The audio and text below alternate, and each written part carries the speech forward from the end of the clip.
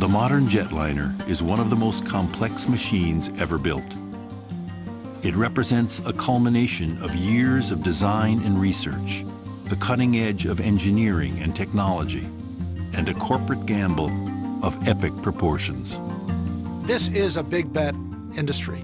You have to have an appetite for risk that makes it exciting. Getting it done is the hard thing.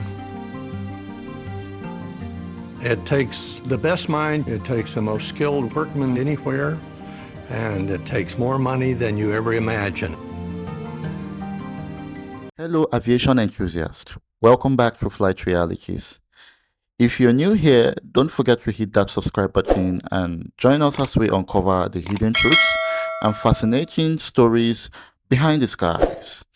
So today we're diving deep into the Dreamliner, Boeing's age of aerospace, and Boeing's bet on the future, which is a gamble that changed the aviation industry and what it means in today's turbulent times.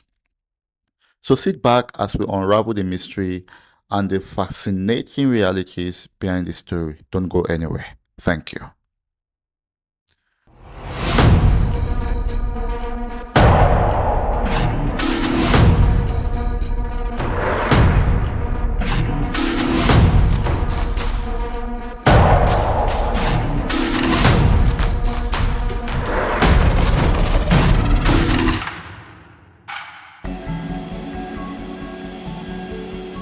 A new plane is both an extraordinarily exciting event and a really frightening event. It's big.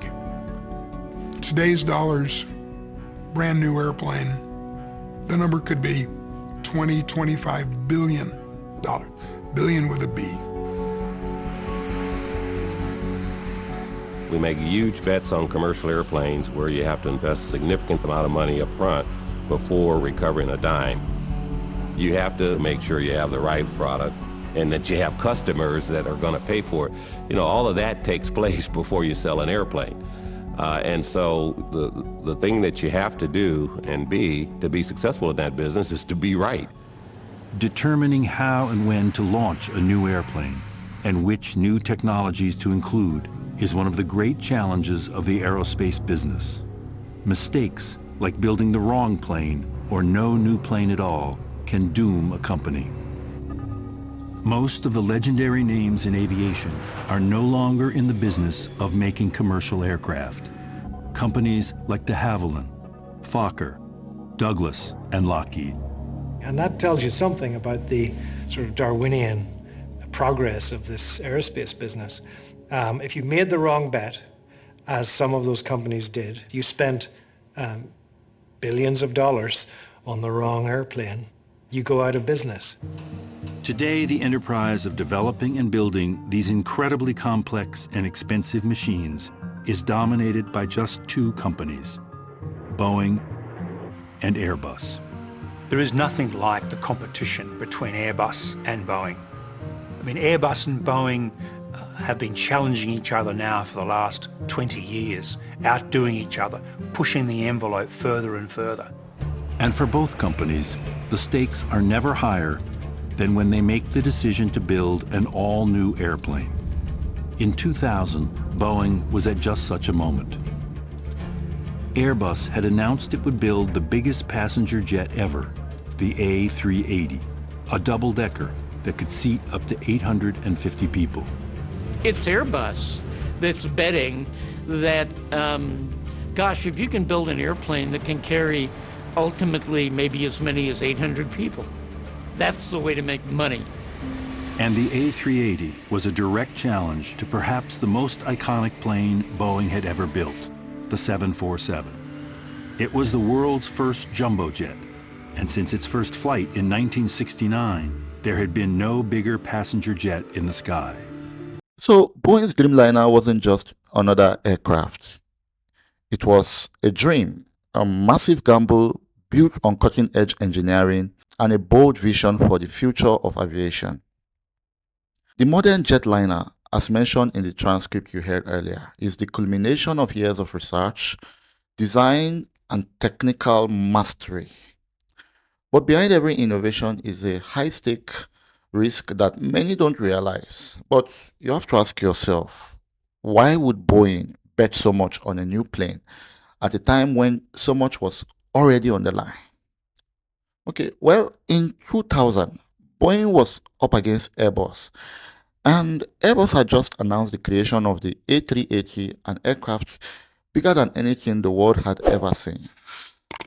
So it was a direct threat to Boeing's dominance, especially their iconic 747.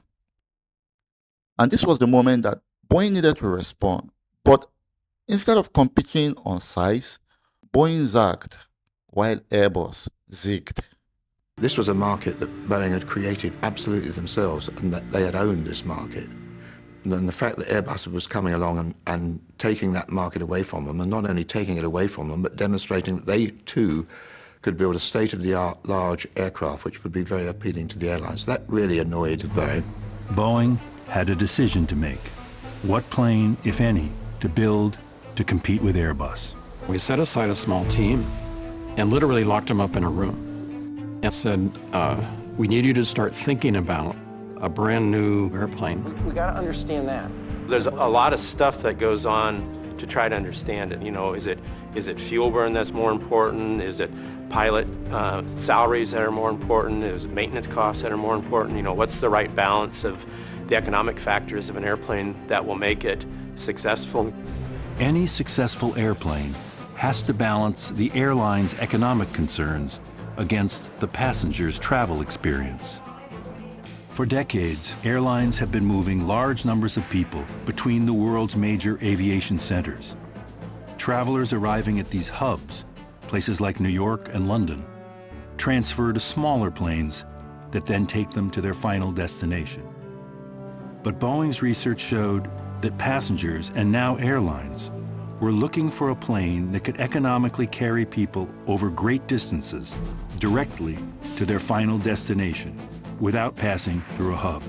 You know, the last thing you want to do is stop in a city where you don't want to stop.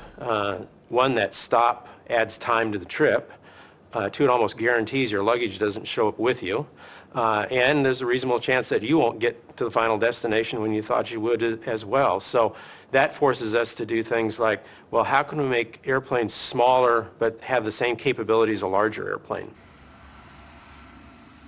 Airbus had bet on size with the A380, which travels from hub to hub.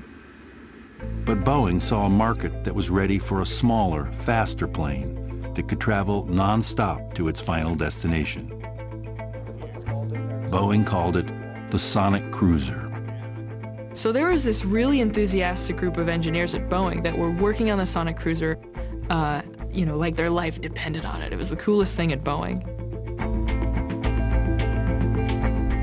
It would be a dramatic departure from the design of existing commercial jets. It would have a delta wing, rear-mounted engines, two small canards near the front, and a fuselage made of a synthetic material, not metal. Built for speed, it would fly just below the speed of sound. Airbus was building the really big airplane, and we were building the really fast airplane. They zigged, we zagged. That's a difference there, and we're going to see, which strategy will work best. The shape of the Sonic Cruiser was like virtually nothing that had been seen before. It was a thing of beauty. It just caught everybody's imagination. And what the airlines were looking at were two things. One is the 20% faster gave the passenger what they wanted, right? You get someplace quicker. The other thing was the airplane flies 20% faster. In theory, you should need 20% less of them.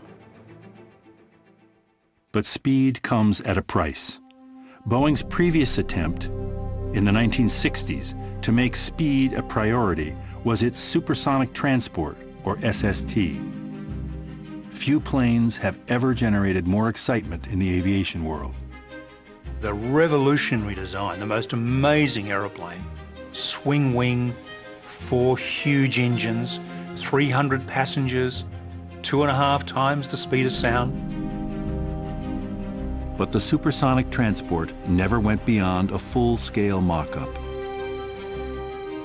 The problem is that once you nudge the speed up to that level, it becomes a gas guzzler. There's nothing you can do about it.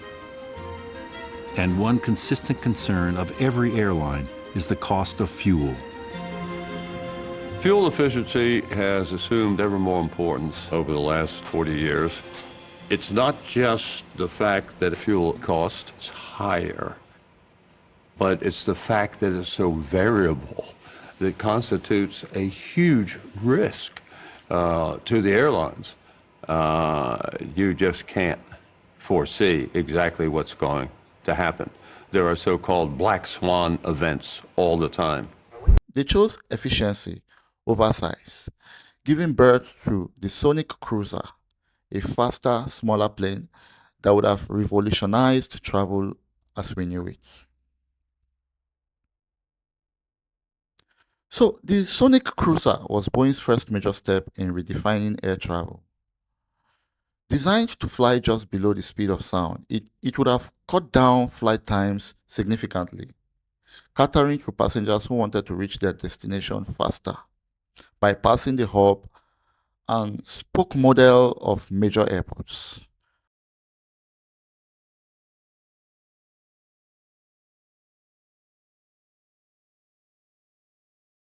But here's where the story takes a turn speed, though exciting, but it came at a massive price, which is fuel. So fuel efficiency is the cornerstone of modern aviation economics. As much as airlines love the idea of getting passengers to their destinations faster, the cost of fuel was and still is a major concern. Boeing learned that firsthand with its earlier attempt at supersonic travel in the 1960s, the Supersonic Transport, SST. While SST generated buzz, it never made it past the mock-up stage because it guzzled fuel at unsustainable levels, and so the Sonic Cruiser crew, after a lot of initial excitement, was shelved. So what happened next? Boeing shifted gears. With the world reeling from the events of September 11, 2001, the aviation landscape was changing, and Boeing had to rethink its future. After 9/11, everything changed. Security was an issue. The price of oil went through the roof. Our customers told us they wanted an airplane that went long range, burned much less fuel, and for all of that, they'd be willing to sacrifice all the performance we had, the speed, and some of the other things. Essentially, the airline said, oh, rats. I love the idea of going faster. We'll take the one that burns less fuel, operates more economically, because their customer is price sensitive. So, although it was a sad kind of acknowledgement, really, of the realities of life, Boeing got on with it. You know, hey, the market's spoken. We know what they want. Let's go and do it. Boeing would not bet on speed or size. They saw a market for a super-efficient, mid-sized passenger jet. Fuel efficiency became the new priority. Enter the Dreamliner.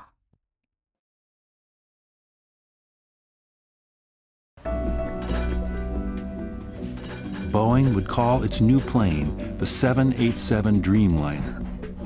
The plane they envisioned could seat as many as 335 passengers. It would travel at conventional speeds, but it would incorporate many of the advanced technologies intended for the Sonic Cruiser.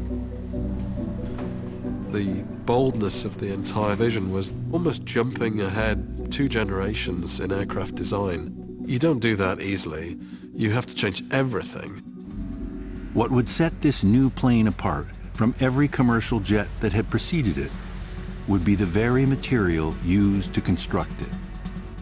It would be a transformation that mirrored another radical change in aviation almost 70 years earlier.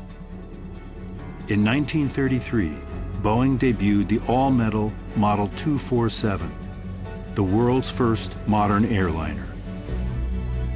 The wood and canvas that most planes had been made of since the first days of aviation became a thing of the past.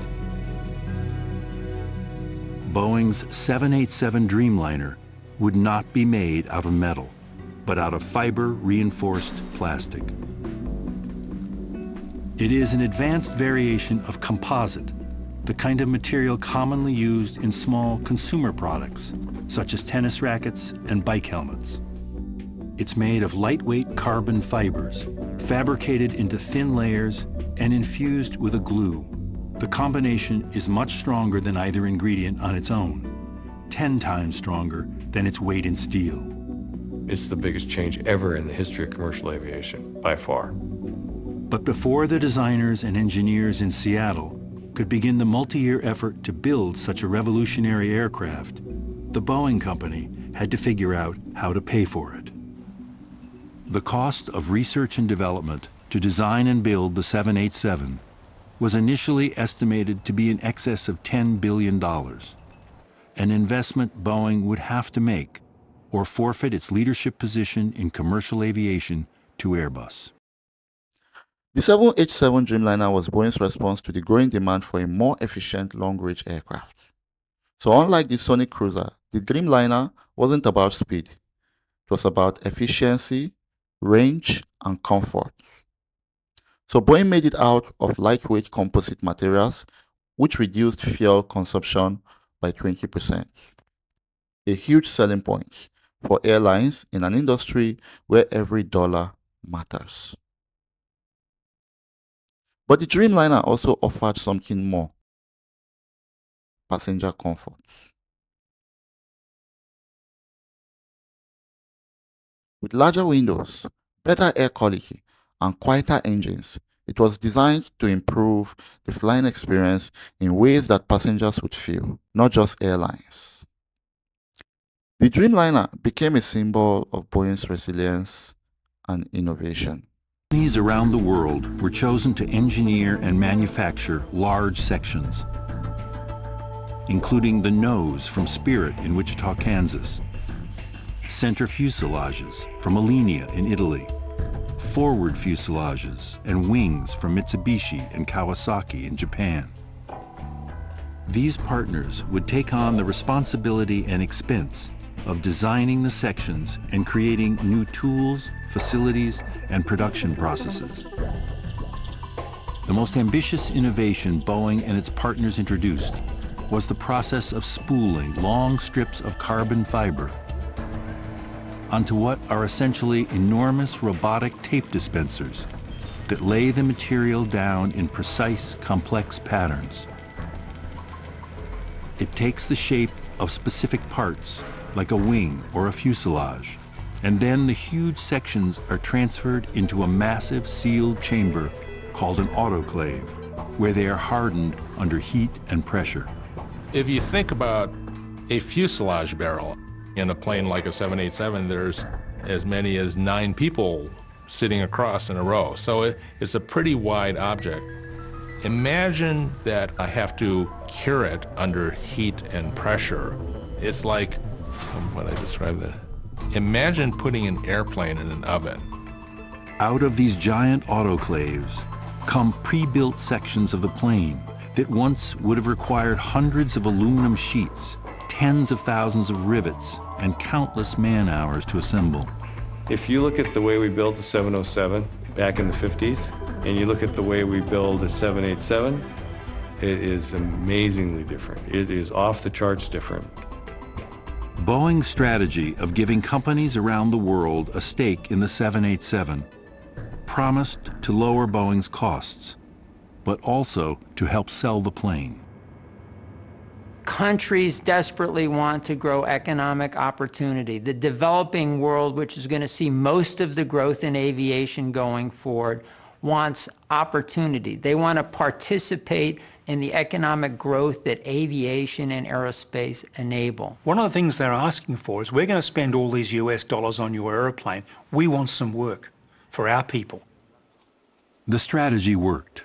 Japan was the first foreign country to build the wing of a Boeing plane, and the first to place orders for a Dreamliner.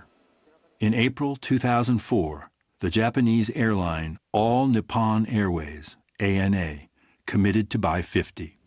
I was on the sales side when we came out with the with the 787. And the promise of the 787 was pretty darn phenomenal. So it was exciting to be in the marketplace selling the airplane because everybody wanted it. The combination of global partnerships and a deep understanding of what airlines wanted appeared to be working.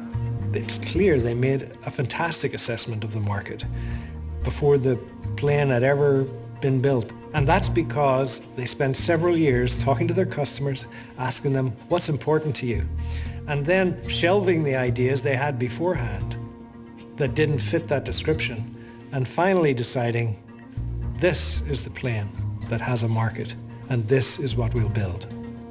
Airlines were promised the new planes would be ready beginning in 2008, but Boeing was selling a design and not a finished airliner.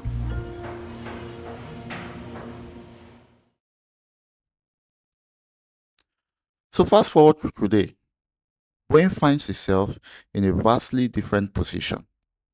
Once on top of the world, Boeing has faced a series of setbacks in recent years, especially following the grounding of the 737 MAX.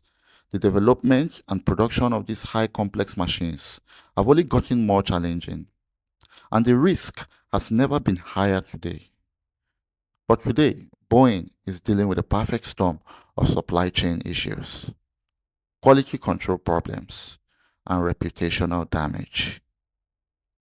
The Dreamliner, once seen as Boeing's saving grace, has also faced its share of issues. Production delays, manufacturing flaws, and FAA scrutiny have all plagued the Dreamliner program. So what does this mean for Boeing's future? The gamble they took with the Dreamliner was not just about creating a new plane. It was about betting their entire company on a vision. And in many ways, that gamble is still being tested. But here's the thing. Aviation has always been about risk and rewards. Boeing has stumbled, yes. But the lessons learned from the Dreamliner, from the Sonic Cruiser, and even from their competition with Airbus will guide them forward. The Dreamliner, despite its issues, remains a marvel of modern aviation, a testament to human ingenuity and perseverance. So where does Boeing go from here? Can they once again lead the aviation world into a new era of flight? Or will their past decisions come back to haunt them in an industry that never forgives? Only time will tell. Boeing had record orders for its Dreamliner, 300 planes valued at over $42 billion. But it had fewer than 3 years to deliver an actual plane, and many questions remained, including how the enormous parts from all over the world would come together. For years, Boeing has had whole sections of its 737 built in Kansas and sent by train to the main assembly facility in Washington State. But parts of the 787 were coming across oceans and from 4 different continents. There's actually a guy that I worked with who said, well, we're either going to ship that over in giant ships and we're going to have to build a harbor right next to the factory and get it somehow into there, or we could just fly it in. We've got a 747, why not rework the 747 so that it can fly other airplanes inside of it, which is the most incredible and ostentatious idea. 4 of these customized 747s, called Dreamlifters, with their enlarged bodies and swing tail, circle the globe, picking up the tails, fuselage sections, nose sections, and wings, delivering these parts to assembly facilities in the United States, one in Everett, Washington, and a second built in Charleston, South Carolina. Other large parts, such as engines and landing gear, arrive by land and sea. The parts come together already pre-stuffed with all of the systems and the wiring, and with these sections arriving, you think, boy, that's astonishing. There's so much in there. You've got 3, maybe 4 million parts coming from countries across the globe. Boeing's vision was they were going to be the assembler, the system integrator, pulling in parts from this global network of suppliers, and that Boeing would be able to, quote, snap together a 787 in 3 days. This was without doubt the biggest challenge any aerospace manufacturer has ever undertaken. Boeing had good reason to believe it could succeed. During World War II, airplane parts from all over the country were assembled under extreme deadline pressure into the most complex machine that had ever been built, the B-29 bomber. And during the Cold War, Boeing coordinated the work of Project Apollo's many contractors who were building the rocket and spacecraft that took the first humans to the moon. And over the last decade, Boeing has managed the assembly of the International Space Station, built by 16 different countries and put together while in orbit around the Earth. Large systems integration is our unique advantage. Not many other companies in the world can take all of these technologies and put it into a system that performs safely and at the performance requirements that had been promised originally and can be replicated at high volumes. September 25th, 2011, more than 3 years behind schedule, Boeing delivered its first Dreamliner to all Nippon Airways. Soon, other airlines began taking delivery of the 787s they had ordered years before, and the plane was finally in service.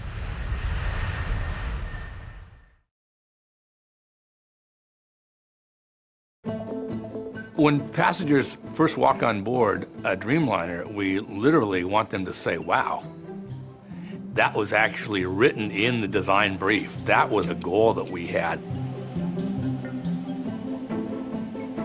A small group of us proposed that we do some work with the flying public around the world. Does anyone think it's not important? To get at the deep psychological and emotional needs that people have when they're in this condition of inside an airplane. You can kind of curl up in. Right, sleep. The results of Boeing's research are evident everywhere in the plane's interior design. They did something with the roof of the cabin so it seemed kind of dome-like. You're entering a really pleasant space rather than a tube. The window is probably my favorite because there wasn't an airline in the world that asked us to put big windows in the airplane. That absolutely came from our work with potential passengers. They can control the darkness and lightness with their own fixture.